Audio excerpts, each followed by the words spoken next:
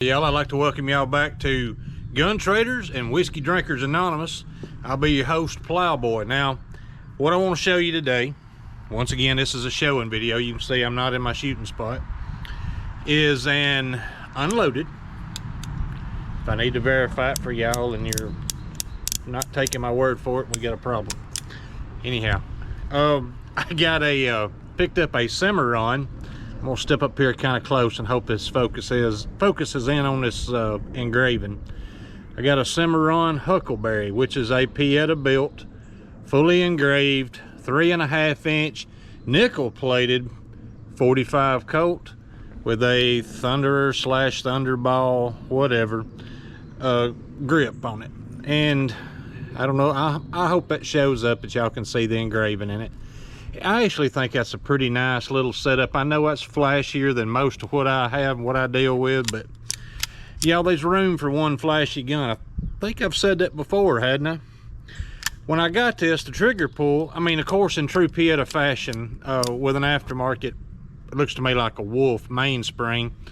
The hammer was, you know, light on it. I mean, the pull was light on it, but the trigger was just a little heavy, so I just have put it back together from a little bit of Mother's and my felt polishing wheel on my Dremel, just on the sear tip of the trigger and on the surface there on the back of the hammer where the notches are and everything. Just light polishing on that, and I think that made it a lot better. It's more tolerable now. Yeah, I can live with that all day long.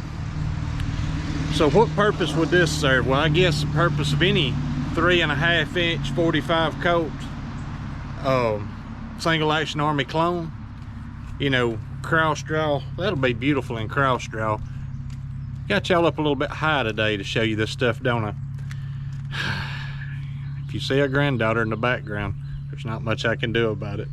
I am happily overwhelmed by granddaughters. I love it. Anyhow, there you go. That's what I picked up the other day. And y'all, you know, just in case the ATF is paying attention, I don't want to be shot or none of my family or my grandkids or kids or wife killed in the middle of the night or at 6 a.m. in the morning. So I'm giving y'all a heads up. Not only do I not own anything illegal, nor am I interested in anything illegal, but I'd say probably out of the last 5-6 years, I'm gonna say about 85% of the guns that I have had that I no longer have all been traded back to the same FFL dealer. So call me up. You know, you don't have to kill me over it. You can call me up and I'll tell you what, you know, which dealer to go to and look it all up, verify it, we're all good. I know that's a little sidetrack, but you know how things are in 2024. Don't want to be murdered by my own tax dollars. So y'all, picked up, like I said, a Cimarron Huckleberry 45 Colt. You know, the grips on that don't really feel like, they don't feel like the Magnatusk. I don't know who's making the grips.